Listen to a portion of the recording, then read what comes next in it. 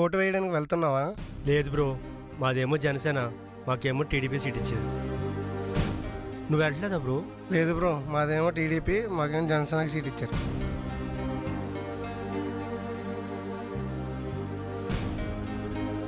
నీది ఏ పార్టీ? జనసేన. జనసేనకి ఎందుకు సపోర్ట్ చేయాలనుకుంటున్నావు?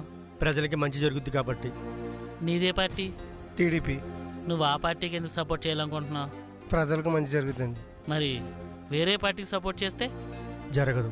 మరి మీ నాయకులిద్దరు పార్టీలు కలిసి పేద ప్రజల కోసం పనిచేస్తున్నప్పుడు మధ్యలో మీరు కలగకపోవడానికి మీకేంటి నొప్పి? భయ్యా, మీది ఏ నియోజకవర్గమో నాకు తెలీదు, మీ నియోజకవర్గంలో ఏ పార్టీ పోటీ చేస్తున్నా కూడా నాకు తెలియదు. కానీ మీలాంటి వాళ్ళే పవన్ కళ్యాణ్కి ప్రాణం ఇస్తా ఉంటారు, పక్క పార్టీలకు ఓట్లు వేస్తారు.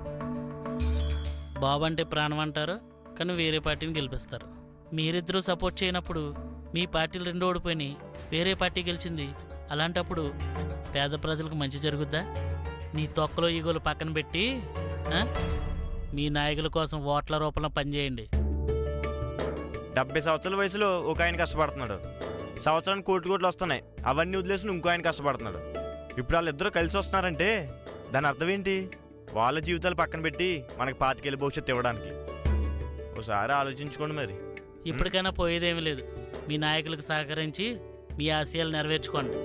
అర్థమైందా? లేదు, కాదు, కూడదు అన్నారనుకోండి, ఇప్పుడు మీరు కూర్చున్నారు, రేపు ఇదే ప్లేస్లో మీ పిల్లలు కూర్చుంటారు. అంతే. 170 స్థానాల్లో ఎవరు పోటీ చేసినా సరే ముగ్గురు పోటీ చేసినట్టే. ఆలోచించుకోండి.